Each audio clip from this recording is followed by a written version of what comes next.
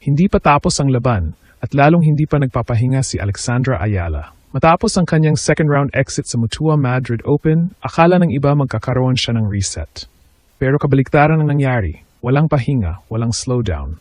Dire-diretso siya ngayon sa Catalonia Open sa La Bisbal d'Empordà, Spain, dala ang isang malinaw na mensahe. Tuloy ang laban. Ito ang klase ng galaw na hindi pangkaraniwan sa isang 20-year-old rising star. Karamihan sa players, pagkatapos ng isang high-level tournament tulad ng Madrid, pipiliin mag-recover, mag-adjust, o mag-reset mentally. Pero si Alex, pinili niyang sumabak ulit agad, hindi dahil kailangan, kundi dahil gusto niyang manatili sa ritmo. At dito nagsisimula ang tunay na kwento. Ang desisyon ni Alexandra Ayala na maglaro agad sa Catalonia Open ay hindi simpleng schedule move. Strategic ito. Sa tennis, lalo na sa clay season, napakahalaga ng match rhythm. Hindi sapat ang training. Kailangan mo ng actual matches para mahasa ang teaming, footwork, at decision-making. Galing siya sa Mutua Madrid Open, isang high-pressure environment laban sa elite players. Kahit natapos ang run niya sa second round, hindi ibig sabihin nun ay step back. Sa totoo lang, iyon ang nagbigay sa kanya ng mas mataas na baseline level ng laro. Kaya imbis na magpahinga, pinili niyang i-carry ang momentum. At may dahilan kung bakit siya seeded number 6 sa tournament. Ibig sabihin, kinikilala na siya bilang isa sa mga contenders. Hindi na siya basta underdog story. May expectation na. May target sa likod niya. Pero ang pinaka-importante, may pagkakataon siya dito na mag-control ng narrative. Sa mas maliit na field kumpara sa WTA 1000, mas malaki ang chance niya mag-deep run. At sa clay, bawat match ay parang investment. Bawat rally, bawat adjustment, bawat panalo, nagdadagdag sa kumpiyansa niya papunta sa mas malalaking lap. Ito ang phase kung saan hinuhubog ang consistency. Kung mapapansin mo ang evolution ni Alexandra Ayala, hindi na siya yung player na potential pa lang. Unti-unti na siyang nagiging tunay na threat sa tour. Sa Madrid, pinakita niya na kaya niyang makipagsabayan sa mataas na level. Hindi man perpekto ang resulta, pero malinaw ang development. Mas aggressive na baseline game, mas composed sa long rallies, at mas matibay ang mental approach. Ngayon sa Catalonia Open, ito ang pagkakataon niyang i-translate ang improvements na iyon into wins. At huwag nating malitin ang competition dito.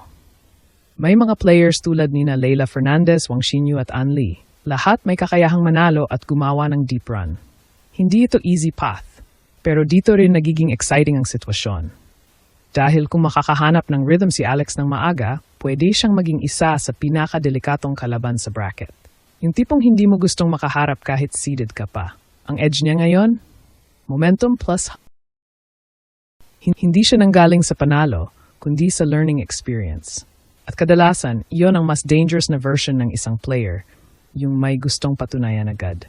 Ang walang break, diretso agad approach ni Alexandra Ayala ay hindi lang tungkol sa isang tournament. Ito ay bahagi ng mas malaking plano. Ang clay season ay hindi lang Madrid. May paparating pang mas malalaking stage, kabilang ang Italian Open at siyempre, ang French Open. At para maging handa doon, kailangan niya ng reps, kailangan niya ng laban, kailangan niya ng confidence na hindi nakukuha sa practice lang. Ito ang ginagawa niya ngayon, binubuo ang foundation. Sa bawat match sa Catalonia Open, may dalawang laban na nangyayari. Yung laban sa kalaban at yung laban sa sarili niyang consistency. Kung mag-click ang lahat, teaming, serve, mental composure, hindi lang ito magiging bounce-back tournament. Pwede itong maging breakout. At kapag nangyari iyon, ibang usapan na ang papapasukin niya sa Rome at Roland Garros. Hindi na siya promising young player. Magiging dangerous floater siya, yung kayang manggulantang ng mas mataas na seeded players. Ang ginagawa ngayon ni Alexandra Ayala ay hindi madali. Walang pahinga, tuloy-tuloy ang laban at mataas ang expectations. Pero dito rin hinuhubog ang mga elite. Hindi lahat kayang maglaro agad pagkatapos ng setback.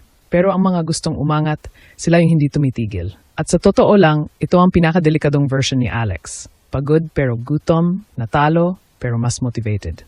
Kaya ang tanong ngayon, sa Catalonia Open, ito ba ang magiging bounce-back run niya? O ito na ang simula ng mas malaking pagsabog sa clay season? Isang bagay ang sigurado, hindi siya umatras. At minsan, sapat na yun para gulatin ang mundo.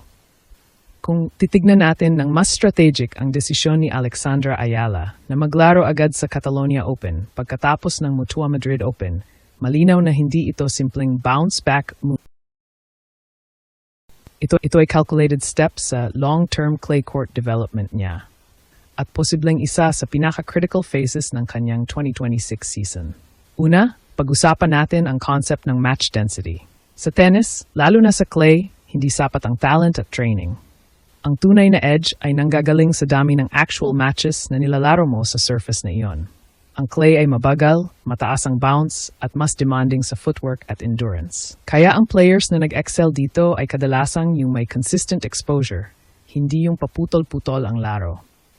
Dito pumapasok ang kahalagahan ng desisyon ni Alex. Imbes na mag-reset after Madrid, pinili niyang i-maintain ang rhythm. Ibig sabihin, hindi mawawala ang teaming niya sa rallies, hindi mababasag ang movement patterns niya, at tuloy-tuloy ang adjustment niya sa clay dynamics. Sa madaling salita, pinipili niyang manatili sa competitive flow state. Pangalawa, malaking factor dito ang pagiging number 6 seed niya sa Catalonia Open. Hindi lang ito ranking label, ito ay positional advantage. Bilang seeded player, mas favorable ang early round matchups niya kumpara sa unseeded entrants. Pero kasabay nito, may pressure din. Siya na ngayon ang target ng lower-ranked players na gustong gumawa ng upset. At dito natin makikita ang tunay na test. Kaya ba niyang i-handle ang role reversal? Mula sa pagiging underdog sa Mutua Madrid Open, ngayon siya na ang inaasahang manalo sa mga early rounds. Iba ang mental load nito. Kailangan niyang maging composed kahit siya ang may dapat patunayan. Pangatlo, ang field ng tournament ay nagbibigay ng balanced opportunity. May mga established names tulad nina Leylah Fernandez at Wang Xinyu. Ibig sabihin, hindi ito weak competition. Pero hindi rin ito overloaded ng top 10 elites, kaya realistic ang path para sa deep run. Sa ganitong setup, mahalaga ang early momentum. Kapag nanalo si Alex sa first 2 rounds ng convincingly, mabilis tataas ang confidence.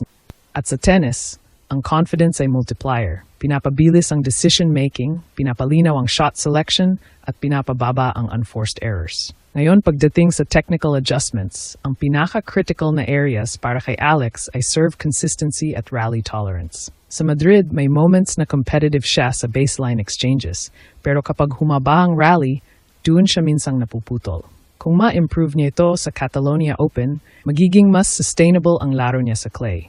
Ang serve naman, kahit hindi kailangan maging overpowering, kailangang maging reliable. Ang first serve percentage ay magiging susi para makontrol niya ang pace ng laro.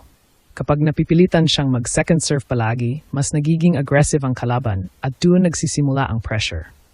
Isa pang subtle pero mahalagang factor, scheduling fatigue. Ang walang break approach ay may risk. Kung hindi ma-manage ang physical recovery, lalo na sa clay na mataas ang load sa legs, pwedeng maapektuhan ang performance sa later round.